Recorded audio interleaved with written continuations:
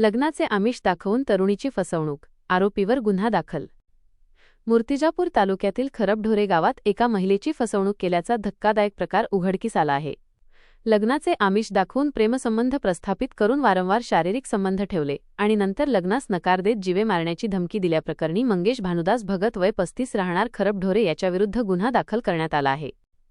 याबाबत मिळालेल्या माहितीनुसार आरोपी मंगेश भानुदास भगत वय 35 राहणार खरबढोरे याने तक्रारदार महिलेसोबत लग्नाचे आमिष देत तिचा विश्वास संपादन केला। या दरम्यान दोघांमध्ये प्रेमसंबंध निर्माण झाले। आरोपीने लग्नाचे आमिष दाखवून तक्रारदारासोबत अनेक वेळा शारीरिक संबंध ठेवले। दरम्यान तक्रारदार महिलेने लग्नाबाबत विचारणा केली असता आरोपीने लग्नास नकार दिला। तसेच ही बाब कुणाला सांगितल्यास तक्रारदाराच्या आईवडिलांना जीवे मारण्याची धमकी दिली। त्यानंतर आरोपी तिला सोडून निघून गेला। ही घटना 2 मार्च 2023 ते 11 एप्रिल 2026 या कालावधीत घडली असून 15 एप्रिल 2026 रोजी तक्रार दाखल करण्यात आली आहे।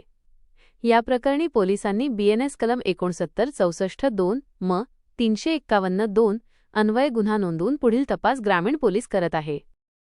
विजय चौके राणा खरबढोरे येथील रहिवासी असून मी 23 वर्षाची आहे। आमच्या गावातील मंगेश भानुदास भगत राणा खरबढोरे हाही इथलाच रहिवासी आहे। तो 35 वर्षाचा असून त्याचं लग्न झालेलं होतं। त्याला एक मुलगी आणि एक मुलगा सुद्धा होता लहान। त्याने खोट्या प्रेमाच्या जाळ्यात अडकून माझे शारीरिक शोषण केले आणि बायकोसारखे अत्याचार केले। 2023 मध्ये तो आमच्या घरी येणं जाणं करत होता। येणं जाणं करताना तो मला विचारत होता तुझ्या लाईफमध्ये कोणी आहे का? मी त्याला कोणी नसल्याचे सांगितल्यास तो मला म्हणाला की तू मला आवडतेस। त्यावर मी काहीही प्रत्युत्तर न दिल्यास बोलचाल वाढली। तो छान बोलायला लागला आणि मला प्रेमाच्या खोट्या जाळ्यात अडकवलं। तिथून काही दिवसांनी त्याने फोटो वगैरे ठेवले जवळ त्याचे माझे काढून आणि लग्नाचे आमिष द्यायला सुरुवात केली। लग्नाचे आमिष देऊन शारीरिक शोषण, माझ्या इच्छेविरुद्ध त्याने शारीरिक संबंध ठेवले, शारीरिक शोषण केले।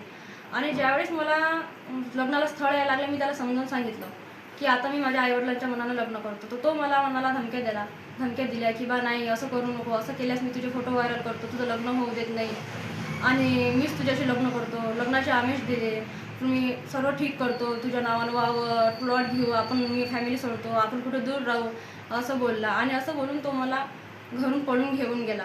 घरून पळून घेऊन तो मला अकोला येथे घेऊन गेला।